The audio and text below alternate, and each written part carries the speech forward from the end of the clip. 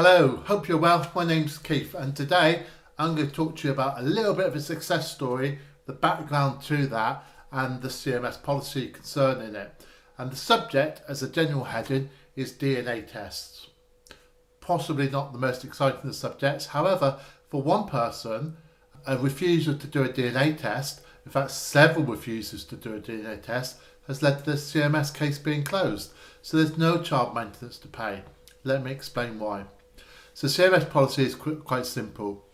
If a non-resident parent requests for a DNA test and they request it through the CMS directly using the CMS's provider, then essentially they have 40 days for the test to take place.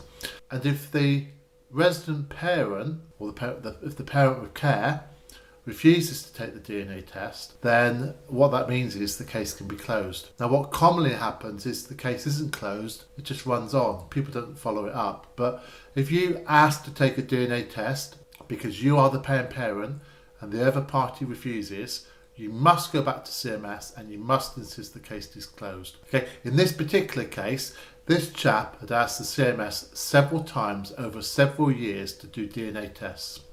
And each time they would arrange the test and the other parent wouldn't comply with their part of the test. So you get to the end of the time period, the test wasn't been done and the process started over again. Now that's obviously puts people in a difficult situation because actually if you have a child and you're refusing to do the test, then that's possibly an indication that the child isn't yours. So therefore you should be receiving child maintenance and therefore that's why the cases are closed. How does it work? If you want a DNA test, you need to ask the CMS for a DNA test, and I recommend you use their approved provider.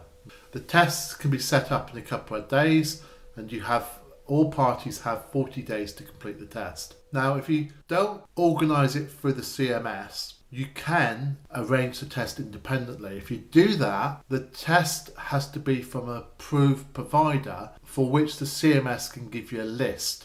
But there's a slight complication here.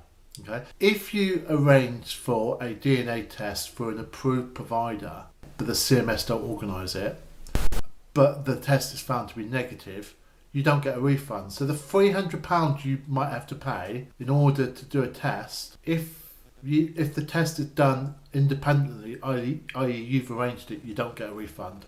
If you arrange it for the CMS provider and get the CMS to organise it for you, you do get a refund. Interestingly enough, within the CMS rules, if you go for the independent test option for an approved provider, if the parent with care refuses to take the test, then there's no sanction and therefore the case doesn't have to be closed.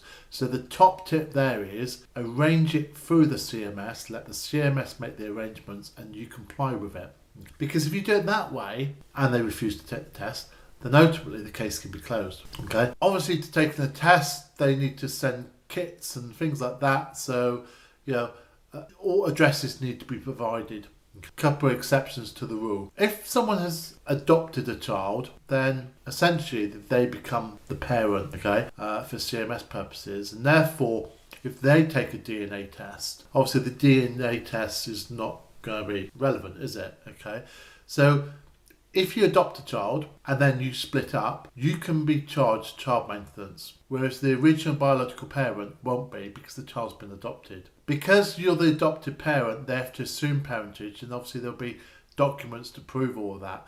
So a DNA test is not really an option for you because clearly it's not going to be right. In the cases of fertility, a lot of people don't realise this, so male and female, if, for example, the father doesn't know about it, then doesn't consent to it, that means that potentially CMS isn't payable. Okay, if a couple have treatment and the father named on the case didn't provide the sperm, okay, the father can still be charged CMS if the father signed the consent. Now I didn't realise that until I looked into this. So we have a bizarre thing that obviously you sign a consent for your partner to have treatment, you don't provide the sperm, and yet years later you can be liable for child maintenance. So that sort of brings it in perspective, I think.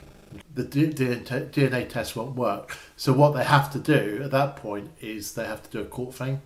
and that's obviously that has to go to court. Okay. Now the real thing that's of interest to most people is actually what closes the case, and quite simply it's a refusal by the mother, but also a refusal by a child over 16 can make a difference. Okay, so I have a child.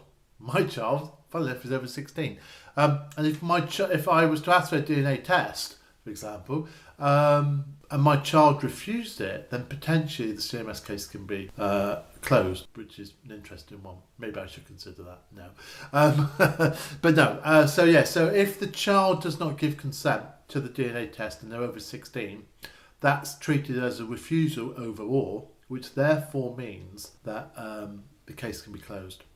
Okay, and with all of these case closures, it's important that the person that asks for the test, the non-resident parent, okay, pushes that through with the CMS. Okay? They will close the case. They have to, because at the end of the day, you can't bill someone for child maintenance if there's a dispute over parentage, and that's the way it works. So I hope that's been of use to you. If you've applied for a DNA test before, and for some reason it's not happened, go to the CMS today and go, it didn't happen. Why am I being charged child maintenance? Please close this case. If they insist that you do another test, go, okay, fine, yeah, I'll do another test. I will do a test, and then go with it. Because if you go with it and the child's not yours, or the child's over 16 refuses to do the test, or the mother refuses to do the test, then the case can be closed. So it's one thing to consider. And that is it. Hope that's been of use to you. Could I ask that you like this video if you've liked it? And can I ask if you want to receive further videos into your YouTube inbox, or however you're watching this video, you subscribe. So please subscribe to this channel, whether it's on YouTube or wherever you've seen it. That'd be great, because then obviously you'll get my updates. So please like and subscribe. Thank you very much. You have a good day, and see you on the next video. Cheers. Bye bye. See you later.